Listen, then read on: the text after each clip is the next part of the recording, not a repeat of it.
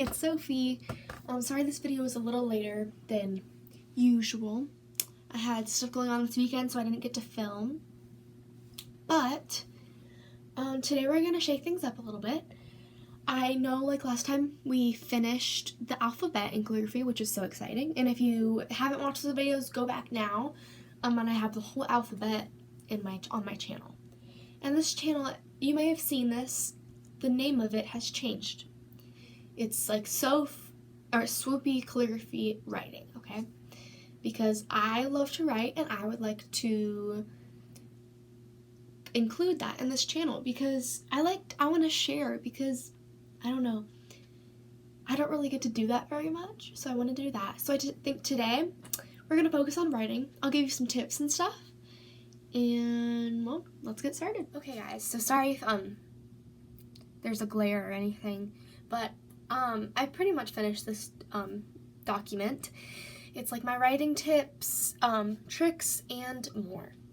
So, you might ask, like, why did I start to write? And I don't know if I necessarily, like, chose to do it. I've just always loved it. Like, even when I was in kindergarten, I loved to write. We did young author stories, like a K-5 thing at my school, and it was so much fun. Like, it was about a penguin, and it was so cute. I might have to find it and show it to you guys. But I loved it. And what I like about writing is that you can create a new world with no limits. Nobody can tell you what to do. You get to choose all the characters, what the plot is, and it's just nice. So I like to have control over a story because when I'm writing or when I'm reading my own I'm reading a book because I love to read, but sometimes it makes me nervous because I don't know what's going to happen, or I don't want anything bad to happen, say it's with a couple or just anything in general. It just, I don't know, it makes me nervous, so I like that control so I know what's going to happen. I get to choose what's going to happen. I get to choose all the plot twists and everything like that, so I've always found that fun. And now, in the comments, if you could, maybe write why you started writing or, like, what interests you with it. Even if you don't write, maybe, like, what interests you with it, what made you come to my channel, okay? And so, some things that I've learned, about writing over the years are, like, I've learned this. So, your writing is yours only, okay? Don't write what other people want you to, like, unless it's for school and you have a prompt or something. But even in school, you're not going to copy an example your teacher gave you because that's plagiarism and you're going to get in a lot of trouble for that. It's your writing, your style, all of those things. You are in control of what it's about, and, like, what happens. It's not your teacher's job to write it. They can help you and guide you, but they're not going to write your paper for you. And also, the next thing is, like, just don't be afraid to write in a genre that you're not as familiar with. You're still learning and you've got to experiment and find those genres that you love.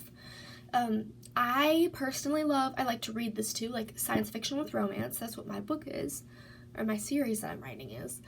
And I don't know, it just always interests me, but I think I want to explore some more. Like, maybe writing a historical fiction book, because I love that genre to read, but I know it's work because you have to do research for it so that it's accurate and it's, like, reliable, and make sure I have all the reliable sources. So maybe I could try, like, doing historical fiction, or I could try horror.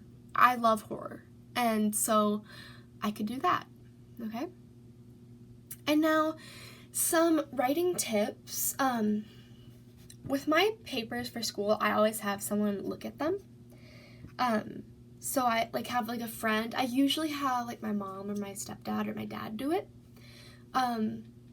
But, so, like, have a friend, family member, teacher, or whoever you're close to, whoever you trust, whoever you feel comfortable with, read it. They might have some insightful, like, advice for you, or just some helpful hints and all that stuff. I know with my first book, I had my dad read it, my stepdad read it. And, I mean, it helps. Like, he read through it, and he, like, there's some errors that I need to fix, just, like, more, like, grammatical. And what he said is, it's your writing. So I'm not going to change the plot or anything, or the characters, because it's your writing. Like, I'm only going to help, all I really need to do is help you with grammar, and, like, sometimes I would write a word twice or something like that. So, that's just something he said to keep in mind. And always go back and revise stuff, because something that you wrote, like, before, say you writing, like, a rough draft of a paper, it might have made sense to you at the time, but then after rereading it, you're like, wait a second, that makes no sense whatsoever. So, and, like, I know I've done that recently. I mean, like, in my story, I have gone back to the first one, and I've edited stuff, and, like, I was reading it to my sister, and I would find typos, or, like, I would make things sound better, in my story. So, okay, so, I think that pretty much wraps up our video for today. I just wanted to do a short one. I was going to read a chapter. I still can, I guess. But I don't know. I want to hear your feedback. So let me go, and I'll read, like, the first page or something to you, just so you can listen to it and see if you like it, okay? So, it's called Peculiar. I'm sure you know that, but I wanted to just say it again. So, okay, here we go. The sun shone on Elizabeth's white, pale face as she made her way to her usual Sunday reading spot. To her, it was the perfect location. She would sit on the ground with her back against the wood of the large oak tree, pull out her next fairy tale spin-off novel, and begin to read. Each page was like a special message that she valued with all of her heart. Today, though, was different. When Elizabeth arrived at the tree, someone was sitting there. What? Elizabeth thought as she walked closer to the intruder. Elizabeth cleared her throat. Excuse me, sir? She said weakly. The man looked up, and when he did, his face was undistinguishable. And instead of looking up at Elizabeth, he looked at something in the distance. A smile seemed to light up his countenance.